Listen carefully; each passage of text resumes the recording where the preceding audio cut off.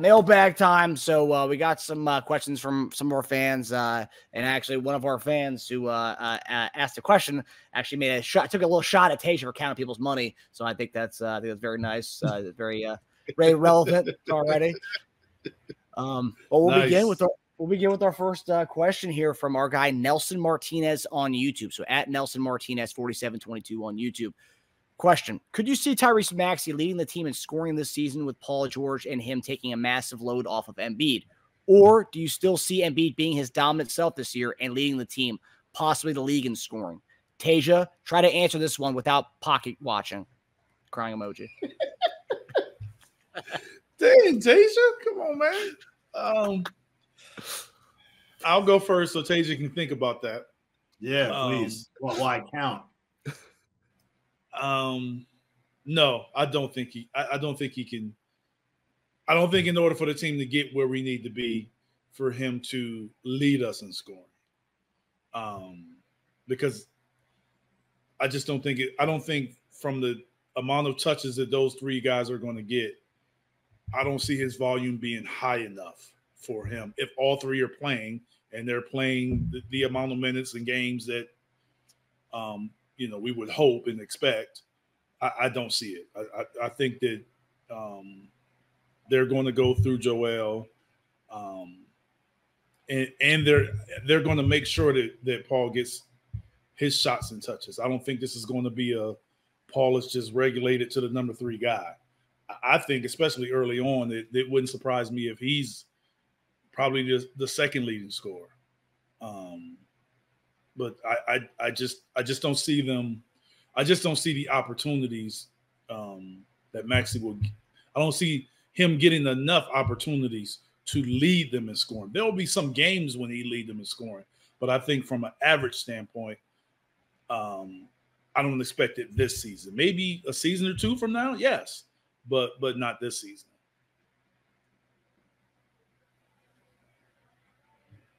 So Embiid per year is making. No, I'm kidding.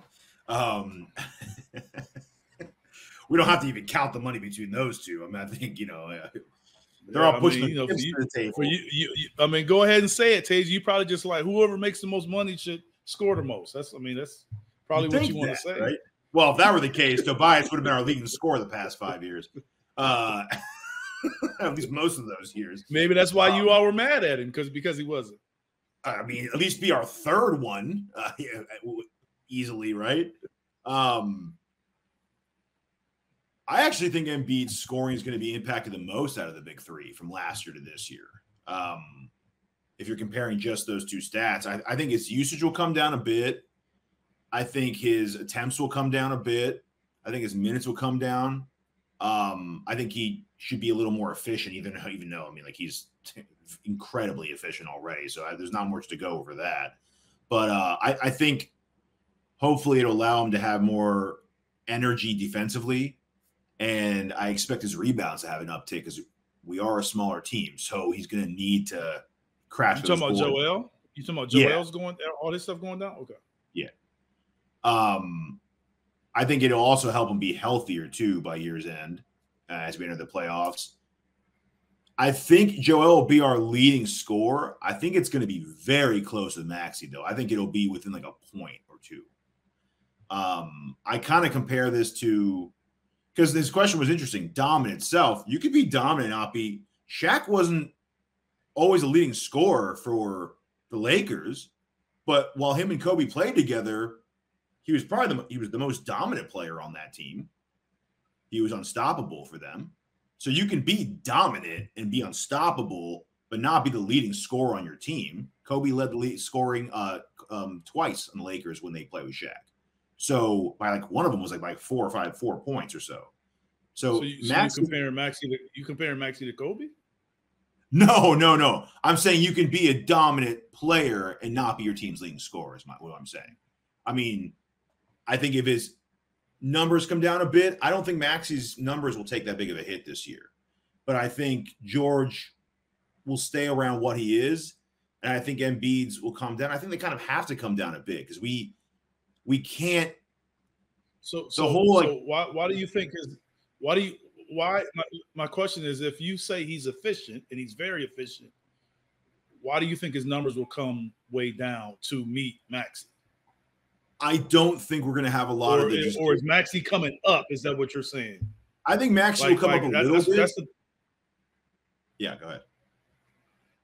Yeah, I'm just saying, like, I'm glad you kind of took that route because it could bring out a discussion. It's like, what in us, the route that we want to go, the expectations that we have. Joel really didn't have a great summer. Let's be honest. For him to come and then the numbers dip, and he just signed a new deal. Like I would, that to me, that would be looked at as, is he not getting better? Like, is things not going well for you to have all of this and then you dip in this first year when you got 3 or 4 or 5 years left? Like, so I would think that they would go through him more, not less. I think that's fair. Because at the end of the day, I think we got to win. We got to win games because we got to get home court advantage. Like, we got to be winning. We don't need those lulls where the team isn't winning and all. Like, we got to win from the beginning. So let me ask you a question then, because that's exactly where I was going to go with it. Let's say we're 11-2, and his numbers are lower points wise. Do we still have that conversation about him dipping and all that stuff? I think at the end of the day, Joel is going to play to. He's going to do enough or have to do enough to be in the MVP conversation. Now, I don't get into numbers like you as far as how many points and up and high, like high and low. Like, I don't really get into that. All I know is he's going to be in the conversation for MVP. And that's going to take a lot. That's going to take scoring, rebounding, defense, team to be good defensively, team to be good offensively, team to be winning. A lot of that has to come well with the MVP conversation.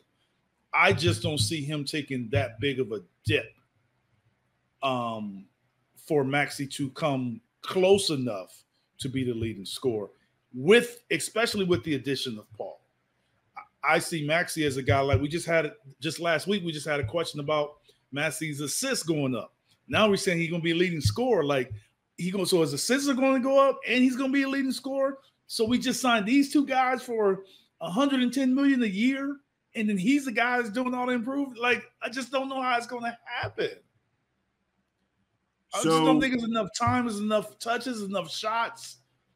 And if someone's going, to me, out of those three guys, if someone's going to make a sacrifice, it's not going to be Joel this year. Not this year.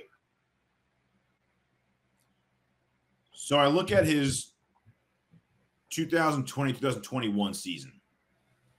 He averaged 28.5 per game, the lowest the last 4 seasons. He was second in MVP voting, second team all defense, and DPOY he was 7th in voting. And where was the team? As far as wins and losses, was that the last Ben Simmons year? Is that the year we were number 1? I'm saying that matters. Well, that's what I'm saying though. But that's why I don't think if his numbers do dip, right? Not in the conventional. Yeah, but that's what I'm saying. In that year where you're saying he had those numbers and he still had all of those accolades, he didn't go from 34 to 28. We were first, by the way. That's what I'm saying. So you can have 28 when you're the number 1 seed. But what I'm saying is it wasn't the situation where he had 30-something before, then went to 28. That's true. That's true. He jumped. He actually jumped a lot from the That's what I'm saying. He went to 28. He was going up, not down. Yeah, but what I'm saying is like 28 and 12 and your team being number 1. And your numbers went up. That's what I'm saying. His numbers went up. But even if they go down.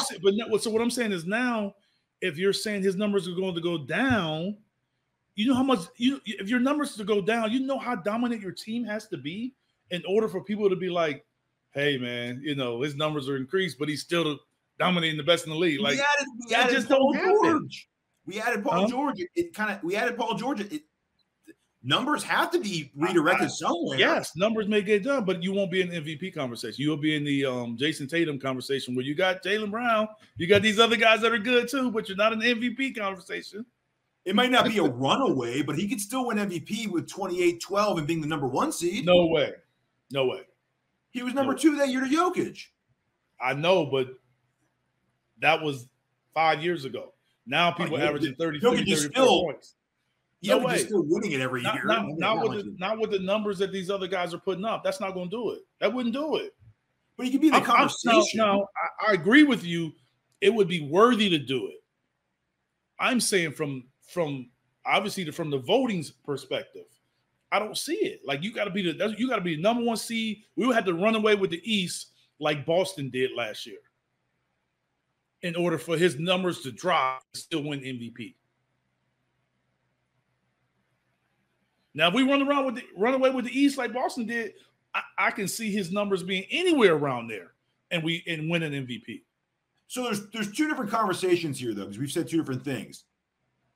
Numbers come down and number 1 or 2 seed, cause for concern or MVP candidate? Because those are 2 different things. Like, what I'm saying that we're so I'm saying from the perspective of his numbers. I never said his numbers were coming down. That was I know. Did you said his numbers coming down? Yes. I'm answering the question. I mean, I'm making the statement based on you saying his numbers can come down and Maxey being close to him and him still kind of getting the same accolades as before. And I'm saying I don't know how he can do that. I'm saying that. I think especially with I don't know how you can say he's so dominant if his numbers is dropping that much because the difference between him and Maxey, the gap is too big for them to come close. If they come halfway, he's dropping 4 or 5 points or 6 points a game. 35 a game's like Wilt status. That's not even like that's crazy. That's my point. But that's like people say that's Wilt status, but 7-8 points dropping is what status? You ain't winning no MVP status. But I wouldn't be. You can't drop 7 or 8 points and win MVP. So all I'm saying is he can still be dominant. But if Maxey's that close to him in scoring, that's a real pullback on Joel. His minutes, his touches. I think that's a real pullback on the team. I'd say 28.5, 29. And to me, about 27 for Maxey. That's my estimate right there. I mean, so we're just gonna have 3 guys doing all the scoring. I mean, okay, is that not what's gonna happen anyway? I mean, that's gonna happen, right? No, I mean, you can have 2 other guys scoring around 10, 11, 12 points. I think we should. I mean, I think Caleb Martin should be right around there. But now you're saying we're scoring 120 points a game. I mean, so. Well, then who's taking the dip then? Well, someone's taking a dip. So my point is that's my point where I'm saying I don't see how Maxey can score that many points. That's why I'm saying that. 27, but you think it'll come down from his current average a lot? 25, what he averaged 25 this year? Yeah, I can't see him averaging. I can't see them being that close in scoring unless Joel takes a huge drop. But I think what Joel takes a huge drop. What Joel learned in the Olympics, what slowed down that team at certain times was Joel doing his for 15 seconds of a shot clock. You can't do that with the team we have right now. Yeah, I don't think that taught him that lesson because that's a different brand of basketball. We're closer to that brand than our previous brand. It's a smaller court, different rules. It's a different kind of basketball. That I don't think that taught him that based on that because it's not the same. You play NBA rules in the Olympics, they would blow them guys out every time. But those rules are different. Like I said, it's a smaller court on purpose. It makes it harder for us to dominate. Yeah.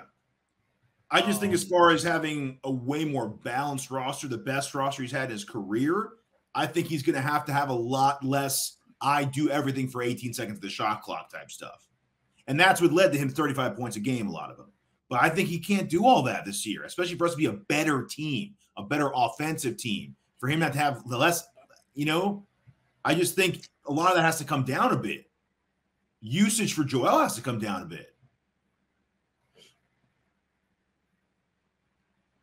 What's your prediction on his? Okay, so we'll do our prediction show. Just give us a little preview. What do you think? 1 to 2 point range of what you think Joel is going to average points per game this year? Well, I'm not going to give a prediction, but I'll give this prediction, though. I'm not going to give an exact point prediction, but I'll give the prediction that I will be highly surprised if he doesn't score 30 points a game. Okay, so over 30 then, you're saying? I would say over 30. Okay. I would be very surprised for him to take that, because then if he doesn't, he's taking the 5 or 6 point dip. Trust me, that's going to be frowned upon. You can say, oh, he's still scoring 28, 29, but that will be frowned upon. I know, Will. Well, people love to hate on Joel. It's going to happen no matter what. Even if he scores 30, even if he scores 34 a game, they're going to say he's ball hogging with Paul George on his team. I can't see him going under 30. They're going to say Joel hasn't adjusted his game at all. He cried to get Paul George on his team. I don't. Paul George is scoring 15 I think he has to be more dominant defensively. Yes, and more dominant rebounding. I just think he has to. If his assists can go up, he can be more dominant rebounding and defensively. But he's going to get 30 because he's going to get. You're not. They're not committed. They're committed to him. He's the number one option. Yeah, he's the number one option. Yeah, they're committed to him. You don't come in with your number one option and you put 5 years on them, and then we say, hey, you know what? We're going to just make it easier for you and make sure you're there later, and we're going to give you less. But guess what? 5 years is a long time less before. You can't, just because you're giving someone less, he's still running up and down the court. He's still running up and down the court. So, okay, we'll give you 37 minutes, 35 minutes instead of 38. He still ran 35. With more talent, it might take less work to get those points. All I'm saying is he still ran 35. People always talking about his minutes are down, but you're still playing 34 minutes a game. Yeah, I mean, 33.6 last year, which was down a minute. That's what I'm saying. And down a minute, but he averaged 1.6 more. He's a naturally big guy. So 20 minutes a game is a lot. Yeah. Yeah. They don't practice nowadays. So I don't know how you can. The only way you can decrease him is the load management. You only play a certain amount of games. So that year I talked about earlier, the 2021 season, where he was second in MVP and second team all defense.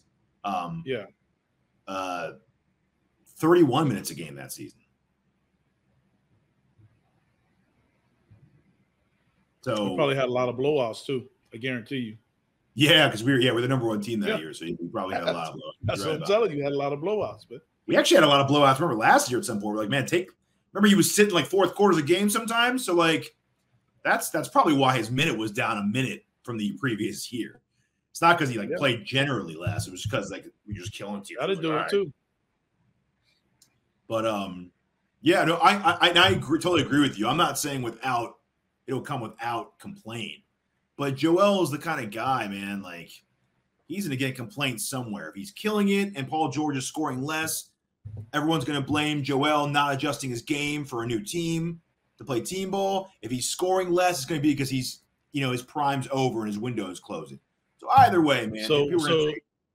So are you saying that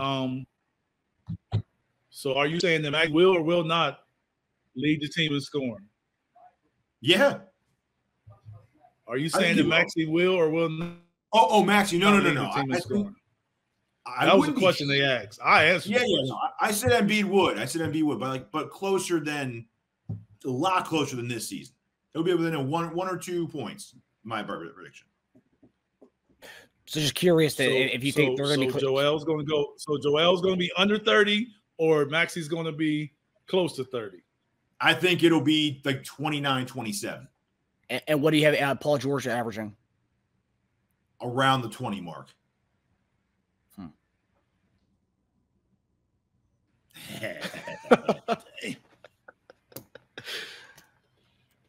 There you have it. Okay. All right. So that's a lot of points, man. It's a lot of points, yeah. So what do you have? Caleb Martin and Oubre averaging? Hold on though. Like, I mean, what do you have?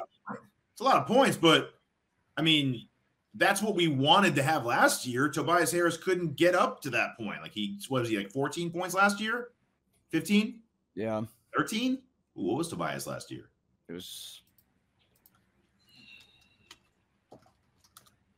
Why couldn't Tobias get up to that? Wow. He was 17 last year. 17. Okay, that's pretty close then. So if you bring Joel down, but you said it's a lot of points, right? I think the total that I said a minute ago with 27, 29, 20, what is that? 20, that's 76 points, right? Last year was what? Joel 34, Maxey 25, 34, 25, so 59, and then plus 17, 76. So it's really, I mean, it's pretty close. Right? I mean, same thing. Yeah, I know it's pretty. That's what I'm saying. That's what I'm saying. It's pretty close, but you also have to factor in that it's other guys on the team. Yeah, but Oubre, what did Oubre average last year? 15? Oubre averaged like 15 last year. Caleb Martin is not coming in. Caleb Martin's not coming in here to average 4 points. Yeah, so those opportunities, 15. Those opportunities have to come, man. That's the only way those guys got other guys have to get shots too. Yeah. Or you gonna be complaining about them like you do with other guys after 10 games in.